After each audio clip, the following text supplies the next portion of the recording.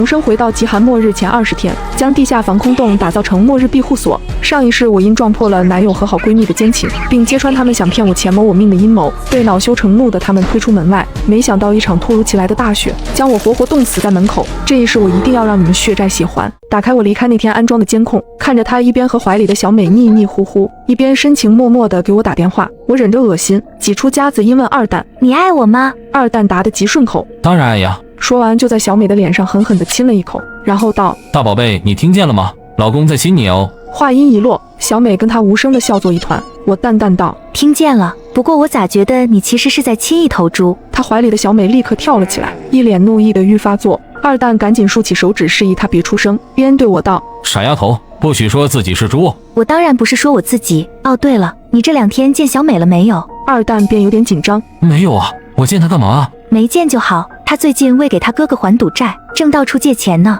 我劝了他几次，他也不听。瞧我走的时候，看到一个女的被一个矮胖的男人搂着进了家酒店，很像他，但是希望不会是他吧。看着监控中二蛋变了脸色，小美的脸上也出现了慌乱。我笑眯眯地挂了电话。最近换了新手机，打电话声音更清晰了。大家换新后，旧的都怎么处理的？像我每次换下来的旧手机、相机、手表都会叫转转免费上门回收，价格满意现场打钱。我那台 iPhone 14还卖了3100多，躺在家里就把手机给卖了，特别省心。要我说趁着旧机还值钱，赶紧叫转转上门回收就对了。小美和我是大学同学，上一世因为我家猫咪总是莫名其妙的受伤，于是我在家里装了监控，可还没顾得上告诉二蛋，就被我发现他和小美在我的床上进行不可描述的行为。事后小美催促二蛋抓紧骗我卖房和买保险，她说如果我实在不肯听话，就找机会弄死我，这样他作为我唯一的遗产继承人，我家的几套房子以及财产就都是他的了。我无论如何没有想到，就为了这么点财产，这个我视为亲姐妹的闺蜜居然想要我的命。监控中二蛋已经开始质问，